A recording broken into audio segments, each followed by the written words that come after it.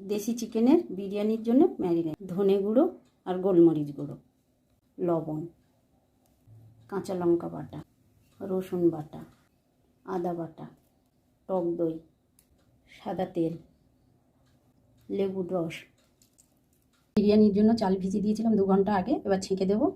আর মাংসটা দেশি মুরগি, তাই প্রেসারে সিটি দিয়ে নেবো 3 থেকে 4টে।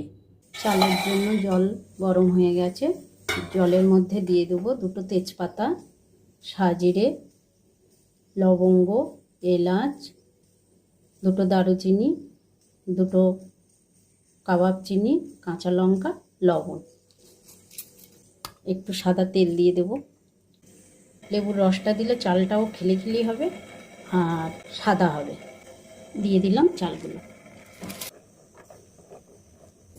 কড়াইতে সাদা তেল দিয়ে দিলাম। সাদা তেলে আলুগুলো নুন হলুদ দিয়ে ভেজে নেব।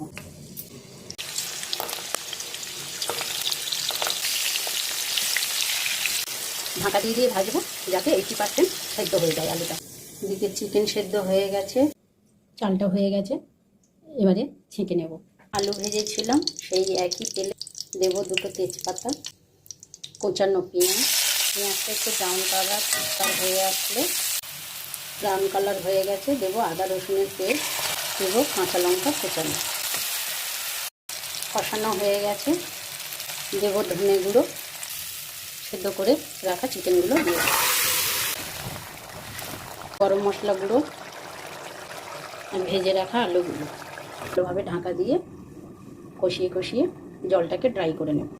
এখানে বাটিতে দুধ নিয়েছি, দুধের মধ্যে দেব কেশর, বিরিয়ানি মশলা আর গোলমরিচ গুঁড়ো। ভুলে গেছি, দিয়েছি, অন করা ছিল না ক্যামেরাটা। বিরিয়ানি সাজানোর জন্য প্রথমে একটু ঘি দিয়ে দিচ্ছি, মাখিয়ে নেব প্যানটা।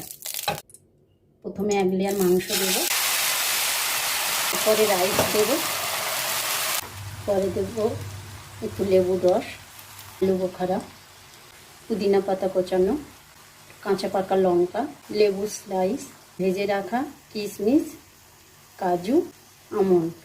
এটা দিতেও পারেন, নাও দিতে পারেন। দুধ, ভেজানো মশলাটা, আর দেবো পেঁয়াজ বেরেস্তা। পেঁয়াজ বেরেস্তাটা আমার ভাজা ছিল ফ্রিজে, আপনারা প্রথমেই যখন পেঁয়াজটা মাংস কষিয়েছিল তখন। আর দেবো নাগা মরিচ, আবার দেব মাংস, রাইস, লেবুর রস, সামান্য একটু উপর থেকে ঘি। ঢাকা দিয়ে পুরো দমে 20 মিনিট রেখে দেবো।